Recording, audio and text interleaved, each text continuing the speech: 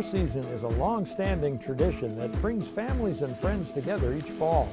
Wisconsin bow and crossbow hunters have been out after deer for 2 months already, and with several firearms deer seasons fast approaching, it's time to review what has changed since last season and take a look at this year's hunting opportunities.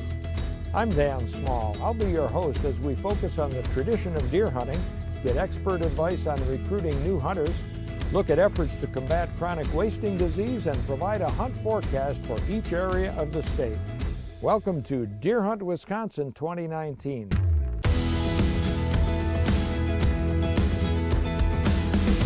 While the tradition of gun deer season remains strong, deer hunting has changed over the years.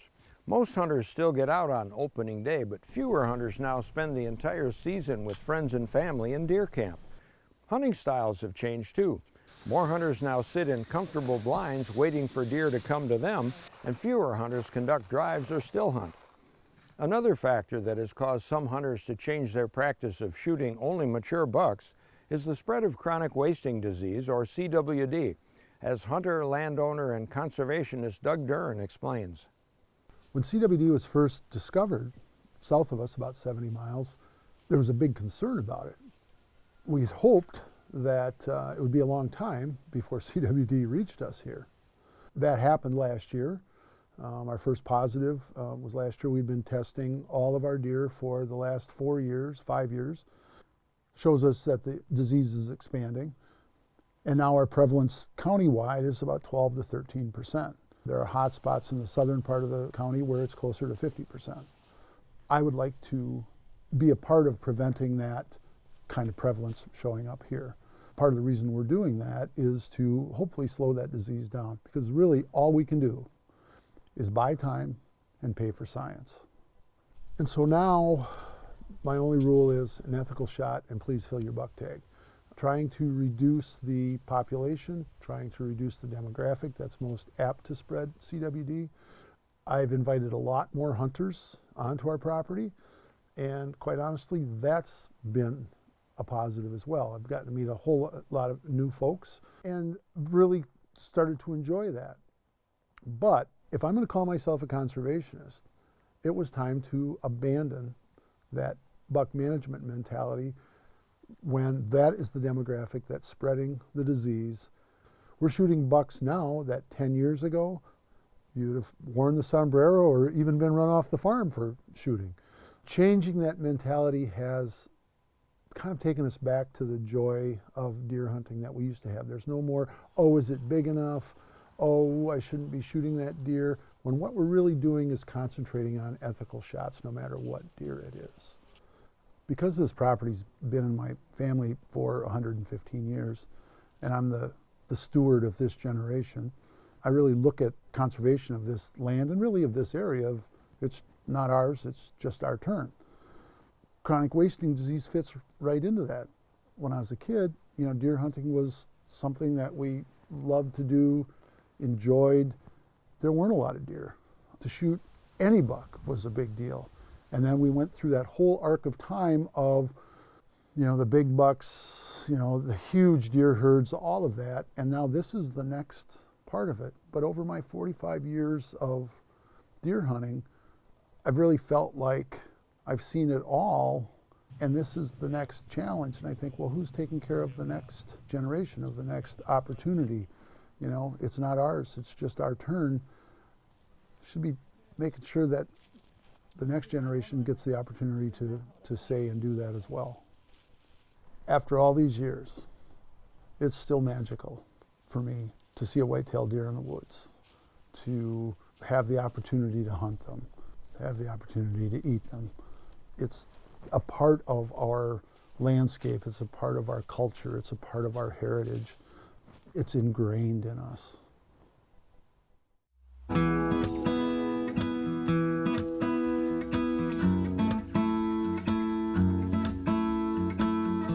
Hunter numbers are declining, but seasoned hunters willing to share their expertise can help stem the decline by becoming a mentor for a new hunter. Here's Terry Rarig, a woman who is active as a hunter, mentor, and delegate to both the Wisconsin Conservation Congress and the Buffalo County Deer Advisory Council, to share her thoughts on mentoring. I got started hunting when I was actually in my early 20s. I grew up in a hunting home but never went hunting, and one of my boyfriends at the time decided to take me out for a deer hunt, and I was hooked from then on. I got involved with mentoring and the Learn to Hunt programs here in Wisconsin when a warden in Calumet County came to me and asked me to help out with the local Learn to Turkey hunt. They had over 50% women enrolled in the course and asked me to come as a role model. So I was able to help out with the hunter education part of that program, and then I was able to take out a young girl on the Learn to Turkey hunt. From there, I got interested in obviously upland game because I was upland game hunting, and I started actually the Learn to Pheasant Hunt program with the St. Anne Sportsman's Club. And then from there, I was involved at Oxbow Sportsman's Club in Hilbert and started up the Learn to Pheasant Hunt program there as well. So I had a lot of fun and had a lot of success with that. The satisfaction and enjoyment I get out of this is, one, I never had children of my own, so being able to help other children and being able to share the love of the outdoors and how much you can actually get out of the outdoors. That it's bigger than just harvesting an animal. There's so much more out there. Enjoying the day in the field with your dog, even though you may never get anything, just being out there and watching your dog work. That's what drives me, and just having that alone time with the birds and all the animals that are out there. There's a whole new world out there.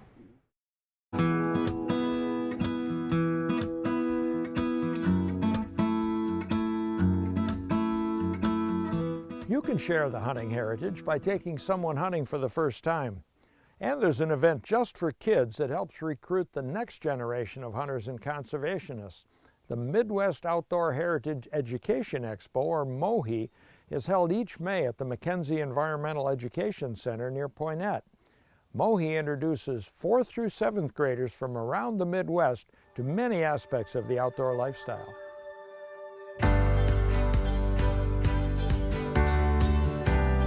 We appreciate the media coverage for the Midwest Outdoor Heritage Education Expo, but don't just take my word for it. Enjoy the sights and sounds for yourself as these students, chaperones, and teachers discover the connection with nature.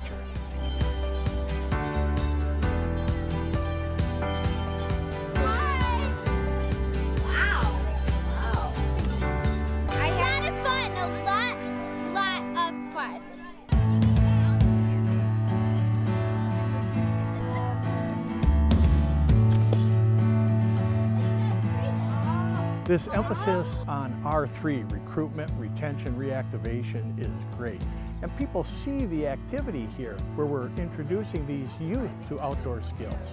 One very key thing to make sure is that your experience, be it hunting, fishing, deer, turkey, bluegills, whatever it is connected to another experience. So the whole connection along the outdoor recreation adoption model, from awareness to interest to a trial to continuation.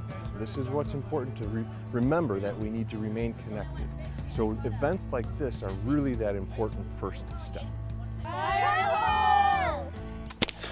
Hunting and angling are widely dominated by white males, and this opportunity at MOHE to attract and educate and interest a diverse crowd in coming generations is important, because our family structure, our society is changing demographically rapidly. These kids don't have mentors at home. It's not like it was when I was growing up 40 years ago. We had someone that was always there, grandpa and dad, and some of these kids don't have dads. This is the first mentorship experience at outdoor activities that they have probably had. And it's the only place they're going to get it, quite frankly. Yeah, we have a lot of teachers, chaperones here that probably have not had a chance to even experience the things that we know and love. And we're just honored to be able to pass that on to them so they can enjoy these learning experiences and incorporate them into their lives. Just a fantastic opportunity. If you're not coming to this event, you're missing out hugely on a learning experience that can just change your life.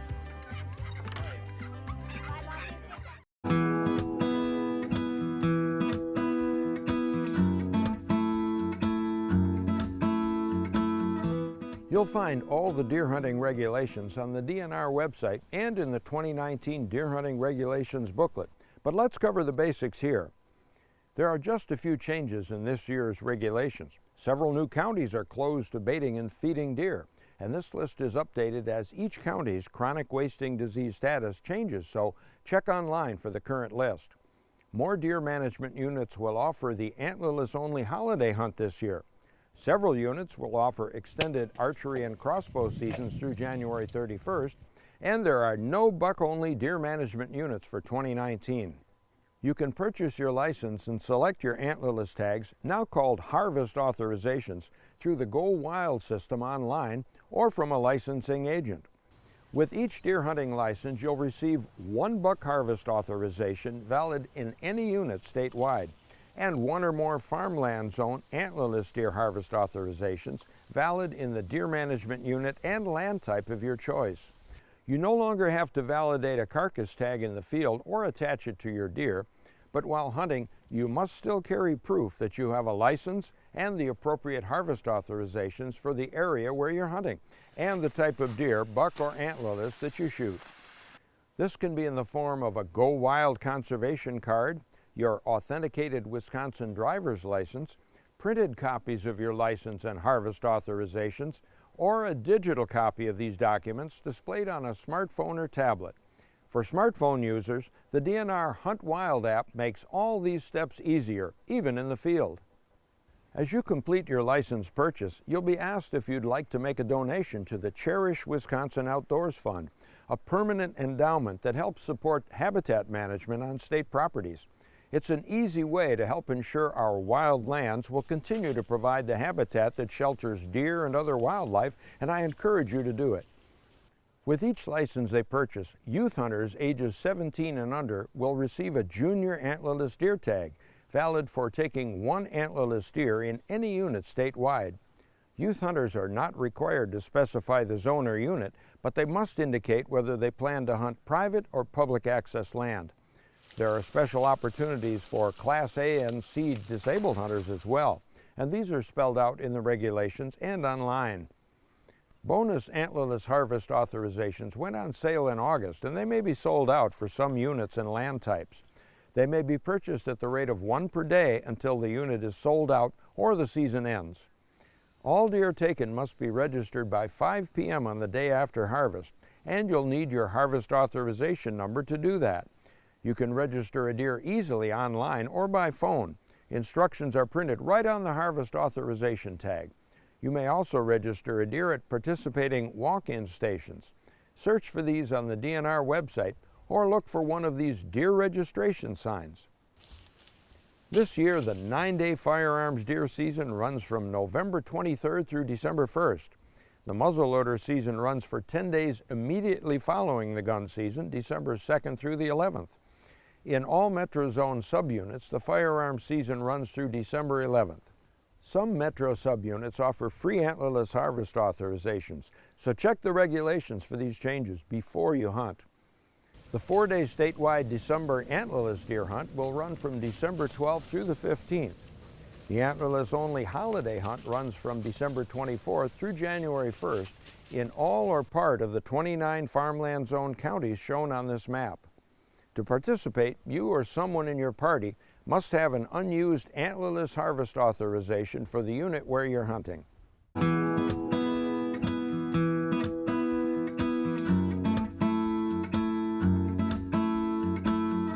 Every deer hunter hopes to shoot a deer, but Wisconsin law also allows you to claim a vehicle-killed deer, whether you hit it or not.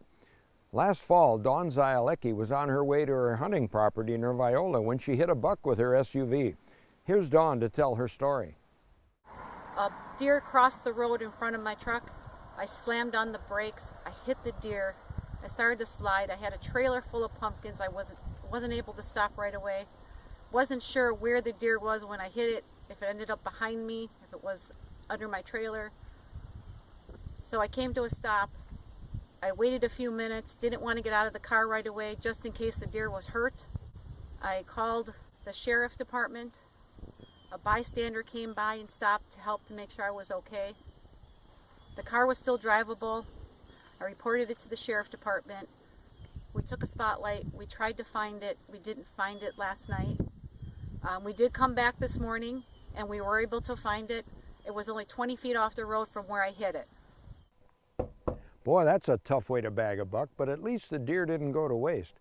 To take possession of a car-killed deer, register it at gamereg.wi.gov or contact the DNR Vehicle Killed Deer Hotline at 608-267-7691. Once the deer is registered, you may legally possess and transport the deer in compliance with chronic wasting disease transportation rules. Visit dnr.wi.gov, keywords car-killed deer to learn more. There's another number to contact if you witness a suspected violation. Call or text 800-TIP-WDNR to reach the DNR tip line anytime, day or night. The information you provide will be confidential, and you just might help solve a wildlife-related crime.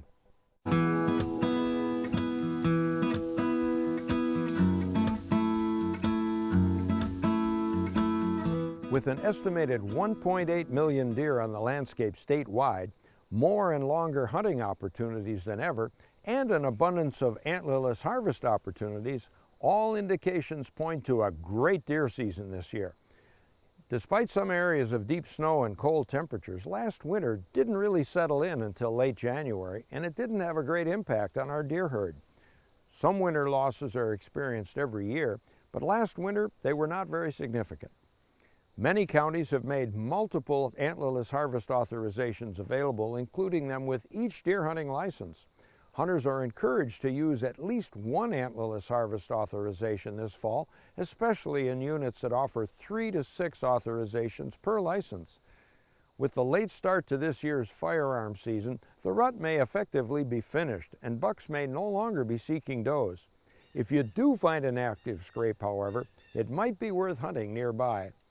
Here's a forecast for the upcoming gun deer season provided by DNR biologists from around the state.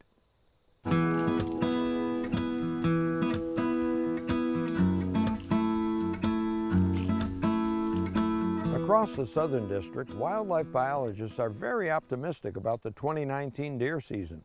Thanks to lower antlerless harvest over the past few years and excellent habitat, you should see more deer than last fall throughout the southern farmland zone. Fawn production was good this past spring, and most units offer multiple antlerless permits for both private and public access lands. 10 more counties have elected to participate in the holiday antlerless hunt. Deer habitat types range from the high wooded ridges and coulees in the southwest to the flatter urbanized landscapes of Waukesha, Racine, and Kenosha counties in the southeast. The district also has the rolling southern kettles in the east and the extensive wetland and woodland areas in Dodge, Jefferson, and Columbia counties. This high level of variation in habitat, types, and conditions results in deer numbers that vary dramatically from one square mile to the next. Deer are more abundant in the western portions of the district, but excellent opportunities to harvest multiple deer can be found in all counties that make up the southern farmland zone. Most deer within the district are taken on private property, which makes up more than 90% of the landscape. However, excellent deer hunting can also be found on tens of thousands of acres of county, state, and federally owned lands. Chronic wasting disease continues to increase both in prevalence and geographic area. Racine and Kenosha counties have been added to the 2019 baiting and feeding ban. And within the Southern District, baiting and feeding is now allowed only in Ozaukee County.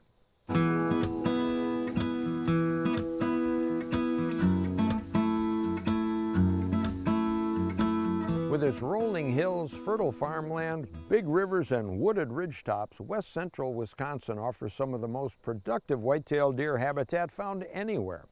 The district's western counties lie within the driftless area, characterized by steep hillsides dominated by oak and hickory, and fertile ridges and valleys planted to alfalfa, corn, and soybeans. This area has some of the highest deer densities in the state, and it's known for exceptional antler growth with some of the greatest numbers of Boone and Crockett and Pope and Young entries year after year.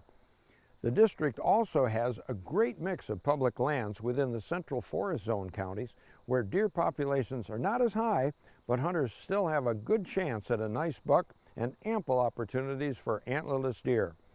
Despite record snowfall and extremely cold temperatures last winter, fawn production was very good, with many reports of twins and triplets.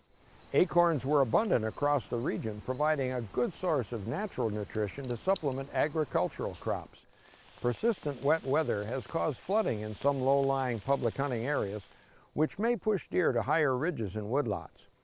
Because of a recent CWD positive deer in Eau Claire County, hunters in 5 townships in Eau Claire, Dunn, and Pepin counties are encouraged to have their deer tested for CWD. DNR staff will be conducting in-person sampling on opening weekend at 3 locations: Pleasant Valley Town Hall in Aliva, Welcome Mat Bar in Eau Claire, and Rock Creek Town Hall in Mondovi. A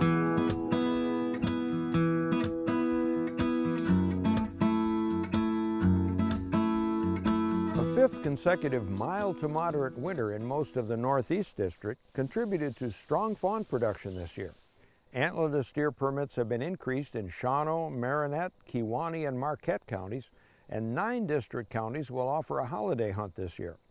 In Marinette County, the boundary between forest and farmland zones has been modified, and a new metro subunit has been created in Manitowoc and Sheboygan counties. So be sure that your antlerless tags are valid for the area where you plan to hunt. The northern forest portions of Marinette and Oconto counties registered moderate levels on the Winter Severity Index last winter, and the deer populations in both counties' forest zones is still increasing, but fewer antlerless permits will be available this fall. The first free-ranging deer testing positive for CWD in the Northeast District was detected in eastern Marquette County in 2018. CWD has also been detected just over the border for Marinette County in the UP of Michigan, and additionally it's been detected in several captive deer farms within and adjacent to the district. CWD sampling goals are established for all affected areas at a level that should detect the presence of the disease. Hunters are encouraged to submit their adult deer heads for disease sampling. The DNR will be collecting deer heads for CWD sampling in Marinette, Oconto, and Shawano counties.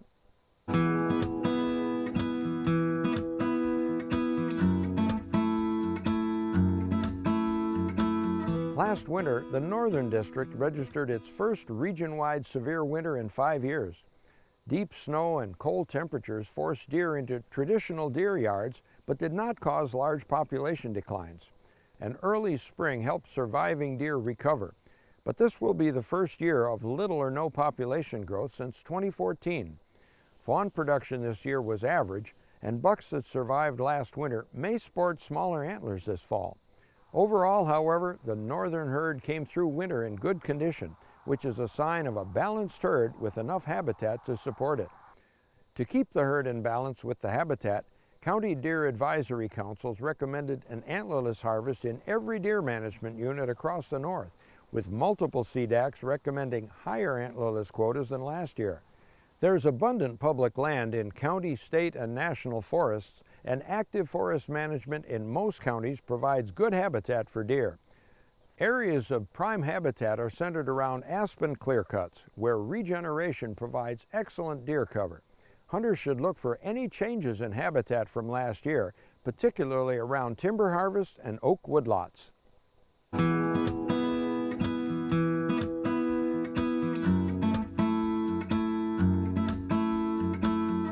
If you don't already have a place to hunt, let's take a quick look at how to find a location on public land all across Wisconsin.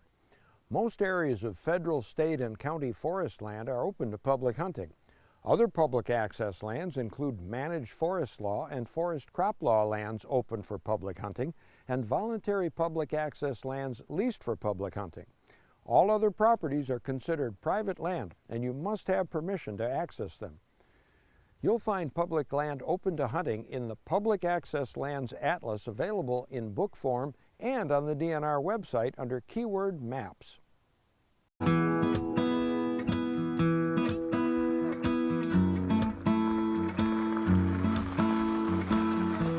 Over the past 50 years or so, deer hunters have embraced a lot of innovations, from compound bows, crossbows, and inline muzzleloaders to digital trail cameras and more. One of the latest hunting innovations is a battery-powered electric bike that lets you get to and from your stand quickly and quietly without leaving a scent trail. Here's Adam Crumrin to show us how an e-bike helped him bag a dandy buck.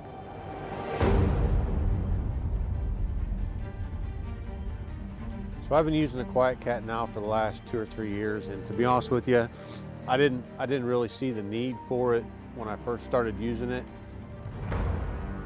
But the more I used it and the closer I started getting to my tree stands and getting out of my tree stands with it, I started to realize deer weren't able to cut my back trail. I'm to the point now where I'm actually riding the QuietKat to the base of the tree. And you hear, you know, first time ends best hunt. Well, this is actually the 10th or 11th time into this particular stand. So there you're at, you know, you're at 20 times or 22 times back and forth. Nothing ever knows I'm there. We rode the QuietKat in. We actually didn't even get set up, and we had a spike buck come in.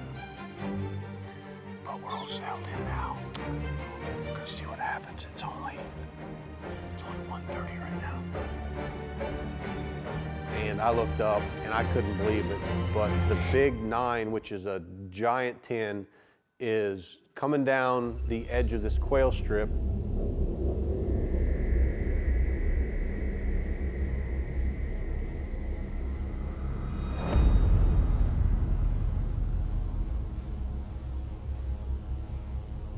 He gets down there, starts sniffing around where that other doe and that other buck were at, and then he turns to kind of go south and east, and I gave a couple of soft grunts.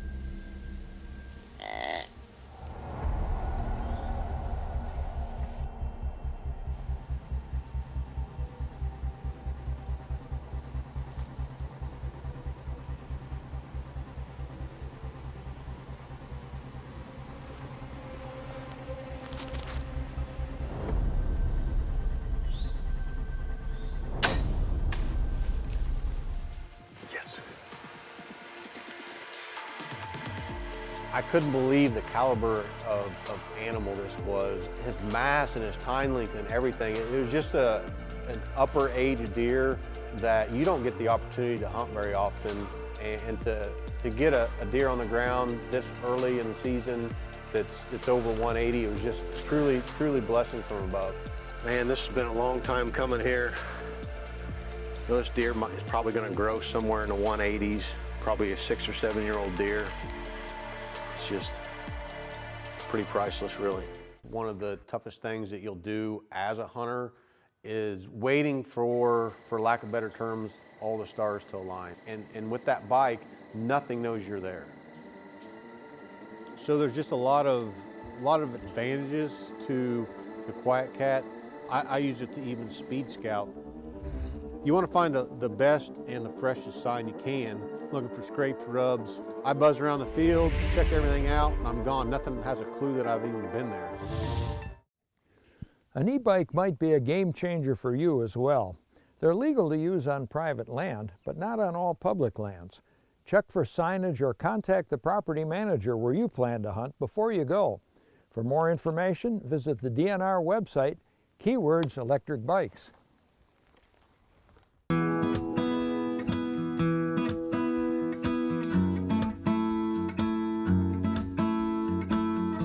Unless you're new to deer hunting in Wisconsin, you've no doubt heard about chronic wasting disease, an always fatal disease of deer, elk, and related species. Here's Brian Richards, CWD project leader for the National Wildlife Health Center in Madison, to remind us how CWD is transmitted and offer advice on how we can help reduce its spread. Chronic wasting disease is transmitted via uptake of infectious agent. CWD positive animals are shedding that infectious agent or rogue prion protein throughout their bodily fluids, including saliva, urine, and feces.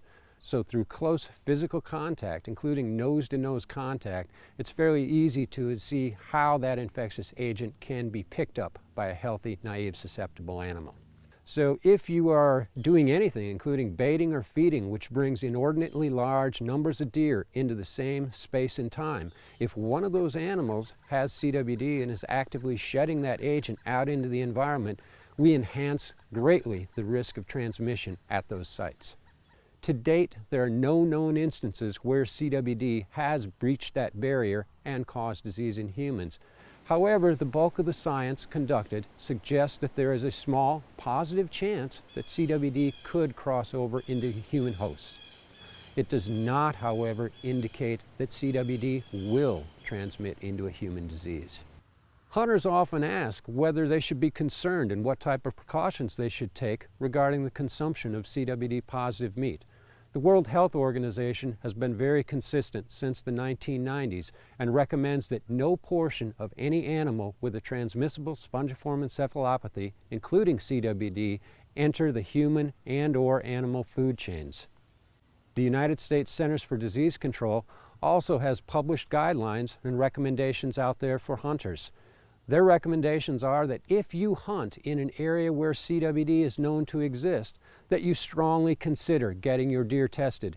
And if that deer tests positive for CWD, that you should not consume any portion of that animal. One of the most significant precautions that hunters can take is with regard to carcass management. It's very possible that a hunter from northern Wisconsin could come down and enjoy deer hunting as they always have in north central Iowa County. Very easy to suggest that if they kill that big 3.5, 4.5-year-old buck, that deer may be carrying CWD. If they take that deer back home to northern Wisconsin, butcher it up the way they always have, and then discard carcass parts, bones, hide, things like that, out in the environment, there's a strong potential that action could inadvertently move CWD to northern Wisconsin. We suggest that they take carcass parts to a landfill. Make sure those parts end up underground as opposed to out on the ground where they constitute a disease transmission risk. To find a landfill or other approved site where you can dispose of deer carcass waste, visit the DNR website, keywords deer waste disposal. Some of these sites are paired with CWD sampling stations.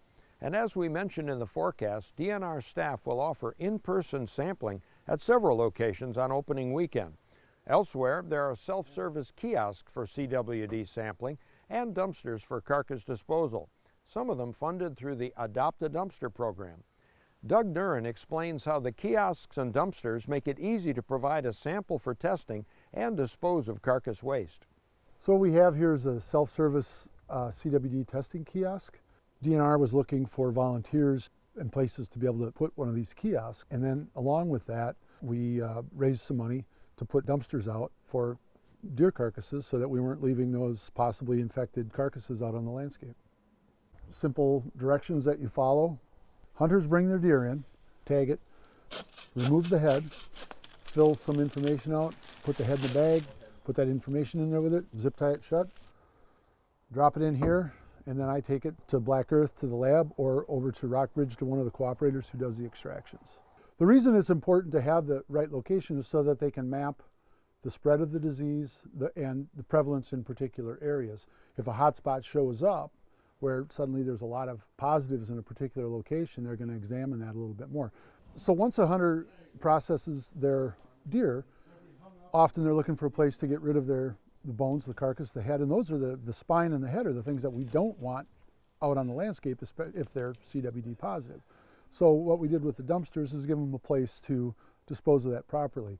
On the DNR website, each one of the kiosks was listed and each dumpster location was also listed for proper disposal. The reaction from hunters has been really interesting. The dumpster that we had here, of the 200 plus or minus deer that were put into it, probably 2/3 of those were deer that weren't tested. But we had plenty of folks who brought carcasses in. If I was here, I'd talk with them about it. And the responses were everything from, I'm going to eat it anyway, I don't want it tested.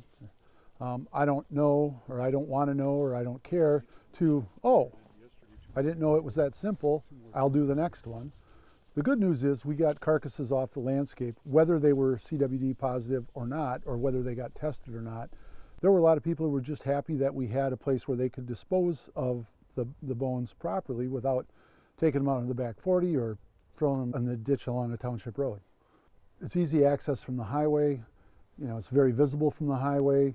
I feel like we're getting more testing because it is convenient. If we make it easier for folks, they're more apt to do it.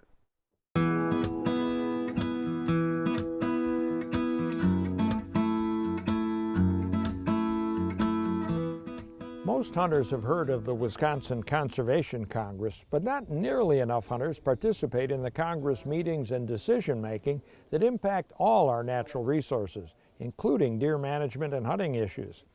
Here's Terry Rarig again to tell us about the Conservation Congress and why hunters should get involved. Why is the Wisconsin Conservation Congress important to hunters? It's because their input matters. And it is the one body that takes citizen input, and not only from the hook and bullet crowd, but all conservation-minded folks within the state of Wisconsin, and helps frame and shape the rules and regulations and the policies that we have to manage all of our public land in the state of Wisconsin, as well as our natural resources. I got involved with the Congress because I wanted to be a solution to a lot of the problems with our natural resources in the state of Wisconsin. I didn't want to cast blame and point fingers, but be part of something that could be really beneficial for our natural resources. This year I got voted into the District Leadership Council, and then representing District 5 of Wisconsin, and then I also got voted on as the Outreach and Public Relations Coordinator for all of the Wisconsin Conservation Congress, so I'm now on the executive committee. We are one of the only states in the United States that has this body where citizen input means so much to our Department of Natural Resources and our Natural Resources Board. And we have the ability to influence how our natural resources are managed.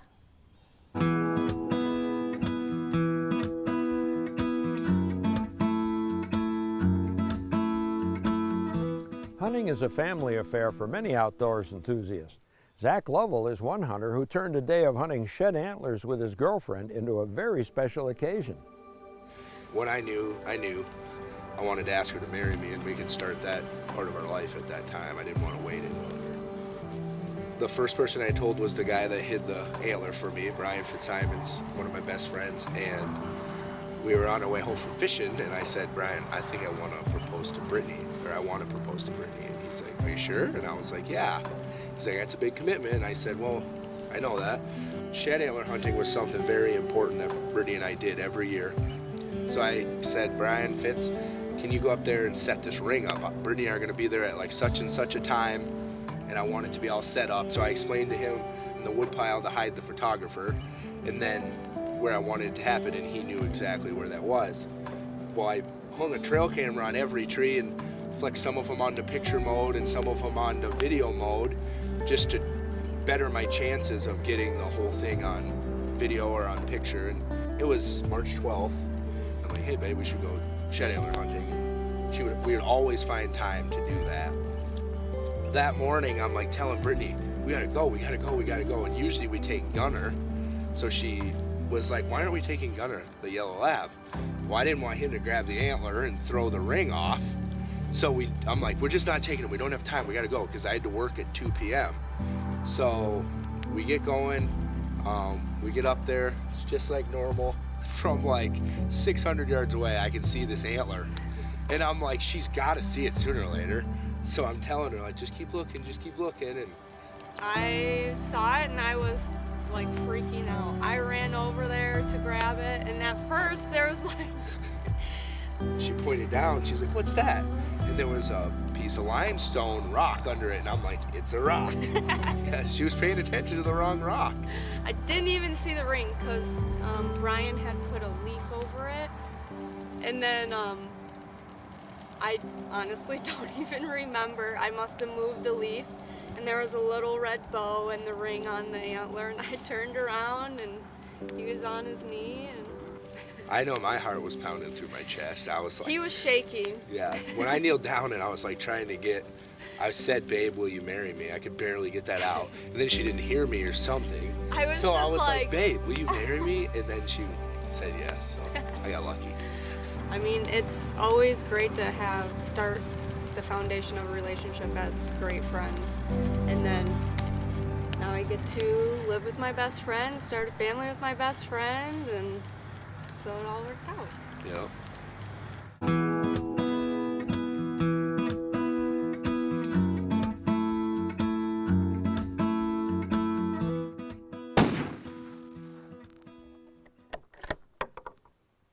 Before you head into the woods this season, be sure to sight in your rifle, pistol, shotgun, or muzzleloader. You can do that at a number of public and private ranges around the state, including several state-owned facilities. Many sportsmen's clubs and shooting ranges are open to the public, and some hold sight-in clinics prior to deer season. And whenever you're handling a firearm, whether you're hunting, target shooting, or just carrying it from one place to another, always practice the 4 rules of firearm safety, summarized by the acronym TAB-K. Treat every firearm as if it is loaded. Always point the muzzle in a safe direction. Be sure of your target and what's beyond it. And keep your finger out of the trigger guard until you're ready to shoot.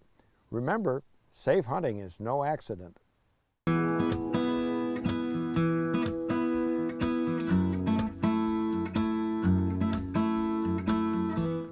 Shooting accidents have declined thanks in great part to many years of required hunter education. But unfortunately, tree stand accidents are on the rise. In fact, as many as 1 deer hunter in 3 will fall from a tree stand sometime during his or her hunting career. If you hunt from an elevated stand, use a lifeline to get up and down the ladder. Maintain 3 points of contact as you climb up or down, and wear an approved safety harness whenever you're in your stand.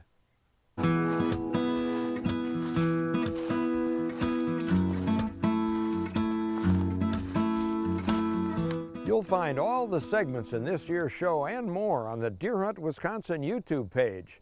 I'm Dan Small. Thanks for joining us, and have a safe and successful deer season.